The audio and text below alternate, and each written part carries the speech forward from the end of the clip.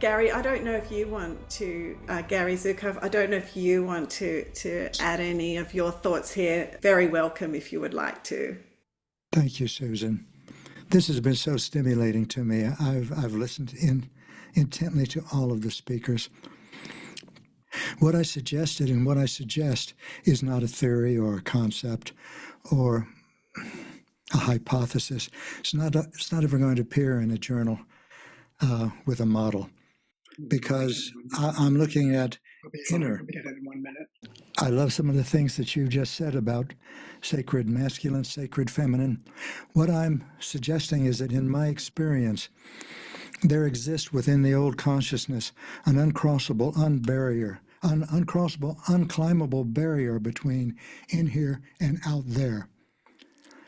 And from that perspective, it's absurd to say that inner transformation can affect the outer world. But that barrier is not a part of the new consciousness.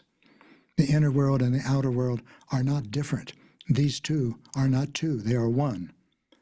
And from that perspective, it's evident that there is no way to change the world except to change yourself. And you talk, I'm not talking about you or you or you, I'm talking about the generalized you. Here is a major cultural shift, a major psychological shift, a major emotional shift that is worth considering. We have become accustomed to thinking in terms of parts and the relationships between them. There are no such things as parts, and there never have been. There is one, and all is that. It is not a matter of convincing someone who has external power, which means the ability to manipulate and to control. A secretary, cabinet secretary, a department minister, a president, a prime minister. It depends not upon convincing them or changing them. It all depends upon changing you. And this is the part of the new consciousness that is becoming apparent. The intellect cannot go very far, and intelligence has nothing to do with spiritual development. The intellect was designed to work with the five senses and identify combinations of five sensory data that will assist the personality in pursuing external power. The only way to change the world is, let me put it this way, the things that I can tell you, the intellect, and I will tell you if you ask, the intellect cannot grasp, has no use for, cannot understand, and will never experience. The time has come for the cessation of understanding and to focus instead on the giving and sharing of joy. Joy expresses the new consciousness. Joy and love are the same. Meaning and joy are the same. And this is where we are going. And this is not a plea for you to go there. It's not pleading for anything.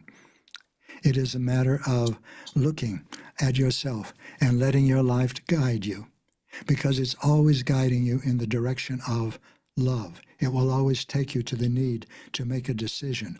Your responsibility, or may I say first person, my responsibility is not to control my life. It's filled with wisdom. My responsibility is to choose love.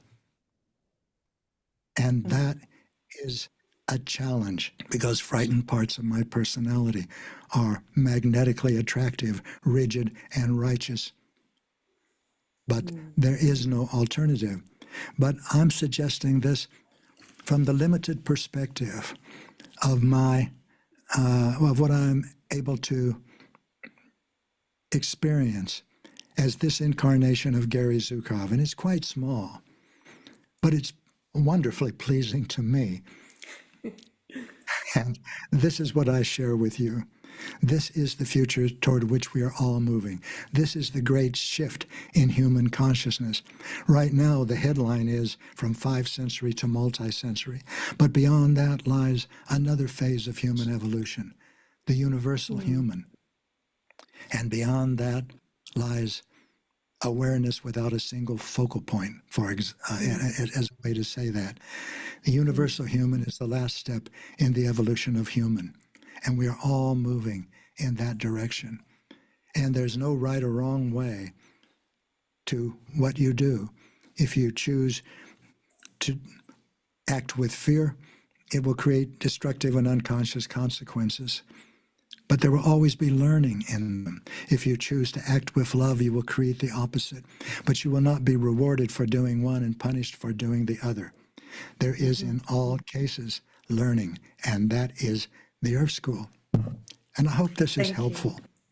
Thank you so much, Gary. I think it's kind of peering into our future potential, which really also exists now. So thank you for invoking the joy and the love that really is now always, because as the more we live in that, the more all these other things will move into being. David.